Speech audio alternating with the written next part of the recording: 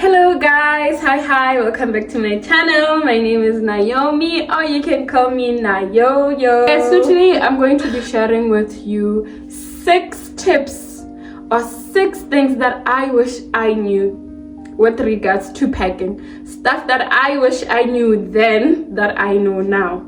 Packing can be stressful, but when you know what to pack and what not to pack, life becomes a little bit easier. Trust me guys, trust me on this one. Okay, ladies and gentlemen, without any delays, let's get to it. Here are the things I wish I knew to pack when I was preparing to go study abroad.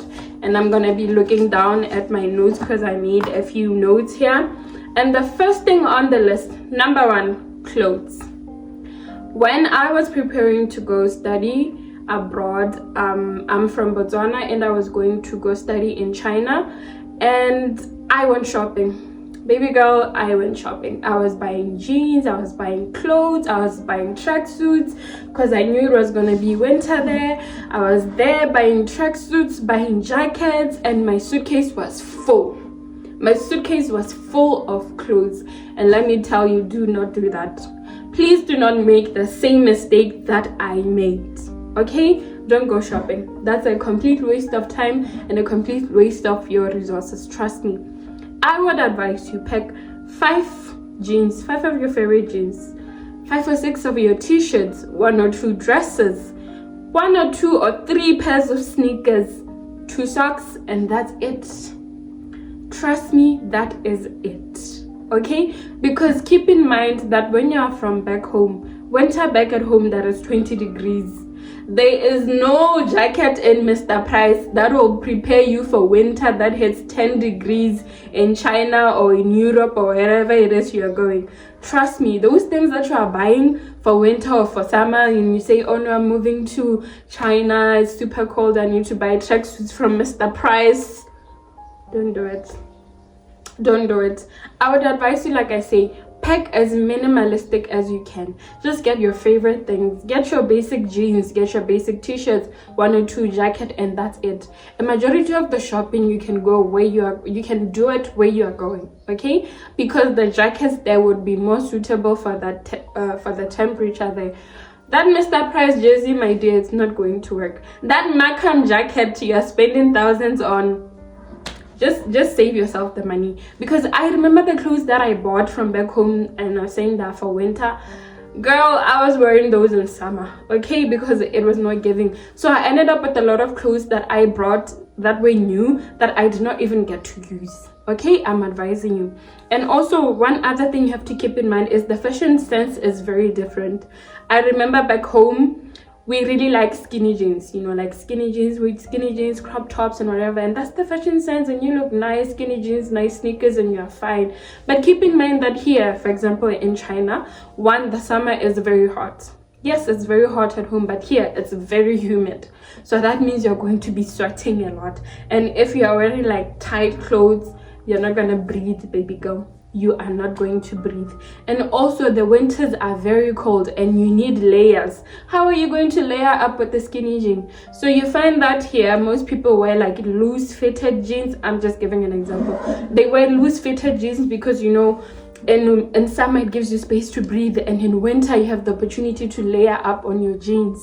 Okay, so that's why I'm telling you, the fashion sense is going to be different. The climate is also going to be different. So the best thing you can do for yourself, just take your favorite items. The rest of the stuff you buy when you get there, okay? Save yourself the space in the suitcase because you're gonna need it for more things. I hope that helped. That was tip number 1.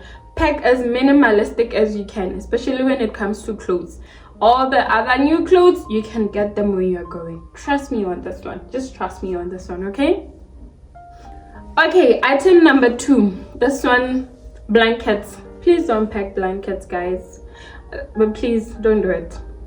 Like I said, your suitcase, your checked-in suitcase has to be like 23 kg, somewhere there for the majority of the airlines. So please, blankets, you buy blankets where you're going. Literally, after when you go to your room or your dorm or your house that you're renting, when you get there, there will be convenience stores there. It's easier to buy from a convenience store than to come all the way from Africa carrying your blankets. I know our parents and the moi moi blankets, this silky thingy blankets, guys. The best I can advise is just carry a small fleece for when you're in the airport, your layovers, and it's a bit cold, or when you get there also and you haven't really gotten, like, one moment you have like your fleece just for backup, and also a fleece is small. So in terms of space wise, it makes sense. Okay, number 3, you have your electric appliances. I would advise that when you're traveling, just buy 1 or 2 plugs for like what do you call it, with international plugs. Like this one's the plugs with like a lot of, I don't want to say holes, like charging ports and whatever. Those ones would help you. But also that's why I'm saying 1. This will just be like for the road when you're traveling, and then maybe for the first day when you get there you can use the outlets. But for a lot of appliances, I know they're going to use different appliances to where you're going. I remember when I got to China with my laptop, back at home we use like this very thick round pin with 3 long things, and I came here in China, it's very different, it's square. I had to change the cord, the battery cord of my laptop, the charging cord for my laptop, because it was different. But like those things you can just do when you get there. Don't buy them at home, it doesn't make sense. What if you get there and then the charging sockets are different from what you got? So I'd advise you to wait until you get where you are going so you can buy the right appliances for yourself. Now with this one, number four, please, this one has to carry a large majority of your suitcase. Okay, these are spices. Your spices, because when you're going to live abroad, let me just share this personal experience. When you get there, the food is going to be different. The first 3 days, yeah, it's cool, exciting, but after that your stomach can't handle it anymore. The flavors don't taste nice. You are eating but you still feel hungry because the food is not nice. The flavors are different, the spices are different, everything, even the taste of just beef. Even just the taste of beef is different. It doesn't taste like beef back at home, or even chicken. It doesn't taste like chicken back at home.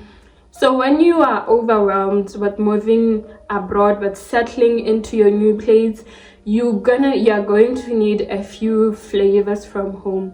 Carrying your Robertson spices, your jikelele, your Norox, that will definitely go the extra mile. This is like spices from Southern Africa. I'm from Botswana, so probably people from like South Africa, Zambia, Lesotho, you can relate to those flavors. And then depending on where you are from, I think this will also apply. Pack spices from your hometown or your home village. Pack those flavors because you are going to need them when you buy your chicken there, and then you add a little bit of shisha nyama inside, because I think for me, I didn't pack a lot of spices. Like I said, I did not know what to pack. Pack your spices, pack your Nando sauces, pack your chicken licken sauces, your chicken licken spices. Those things are really gonna make the difference when you come back exhausted, tired, and you cook a meal from home. It just helps. It gives you a certain level of comfort that I can't even explain, but it does help. So that's the thing that I would recommend for you to pack. And then when those run out, by then you would have settled, where you can get your spices, where you can get your baked beans or baked or chakalaka, whatever it is that you want. But in the meantime, pack enough spices for you to last like a month or 2 months or so, because you are going to need that comfort from home, that certain level of comfort from home. And if you can bring your spices to make life a little bit easier, I will definitely advise this. The 5th item on my list is pack your unique pieces from home, something that you won't easily get where you're going. If you're moving to the UK or you're moving to Australia, something that is from back home that you need. Like an example, if you love pap, if you love what do the Zambians call it, shima, is it in shima? I hope I'm saying it right. If you like paleche for Botswana, or bohwabe jamabele, or whatever, sorghum meal, mealie meal, whatever it is, you name it, Mizana, whatever you want to call it, you name it. You can bring your, let me just quickly show you this. I don't know what you call this in your culture, but we call it leheto, for like when you're making pap and you're not gonna get this in Australia. Maybe you can, maybe you will, but I'm sure it's gonna be hella expensive. This doesn't weigh much. You can easily put this in your suitcase, and then the same with this. 4. Personally, I don't like pap like that, so I survived like my first year without pap, and that was fine. But I saw some of my classmates who were really struggling, some of my brothers and sisters from other African countries, they were really struggling because they did not have these and they wanted to cook pap and it was not coming out nice. So I would advise you to pick unique items like this. You know you're not gonna get this, and if you value your pap like that, I would advise you to pack it. For me, they came a little bit later, but I was fine. I survived. But if you know you're a pap person, then this is the unique things you can bring. Or you can bring like a wall hanger from home. Nothing too big, nothing too fancy. A little sculpture to remind you of home. Just something small like that. And then the other unique piece I want you to pack is your cultural clothes, your cultural items, your tribal clothes, because sometimes you're gonna have embassy celebrations such as like your Independence Day, or at school you have cultural day, and you know sometimes the school would pay you to come out in your cultural outfits and like do a modeling thingy or a cultural exchange thingy, or even if they're not paying you but you want to take part, I would advise you to pack a few items, a few clothes of your culture basically. So for me, I have this Tswana. I'm from Botswana and I'm Tswana. I have this kiba. It is like this traditional skirt that you wear. And then obviously my tuku is also there. I also packed my tuku, so whenever we have like cultural day or you know Independence Day and we're celebrating at the embassy, you know, you have a little bit of pride of your culture from back home. It makes the difference, rather than you are invited for a cultural thing and then you don't have anything from home. So that is what I will advise you. And you can see guys, I just packed like one because you're most probably gonna use it like once or twice a year, and that's it. You don't need to bring the whole wardrobe of the kiba and my daisy. No, not really. The last unique thing I would advise you to bring would be like a flag. Like you're not gonna walk into a shop and find a flag from Botswana, a Botswana flag there. It's gonna be very hard. But if you can bring this patriotic things, small things that can help you celebrate home, they can help you remember home. You might not think of them. I didn't think of them when I was first packing. I was just thinking of like, you know, my outfit so people think I'm cool or whatever. But these are the small little things that you're going to need. The last item on my list, number 6, we have medicine. I would advise you to pack the regular off-the-counter medicine that you normally use from home. That will be your Allergex, that will be your paracetamols, your Brufenes, your Myprodol, your Genpain, like just the general medication, because when you get there, you're going to a new environment, you might start having allergic reactions. They might not even be deadly, but it is good to have some form of relief, because you don't know how the health system there still works. Maybe you're gonna have to start registering, you're gonna have to start doing this and that, but you need like medicine right there and then. So it's good to have like a big stack of medicine. And also remember, different countries have different policies on medications that you can bring into the country. So I'd advise you just to be safe, just to be on the safe side. When you want to buy your paracetamol, your Genpains, your whatever, go to your doctor. Ask your doctor to make a prescription for you to say, I'm traveling abroad, I want like my flu medicines, my Quarenza, my Effiflus, my whatever.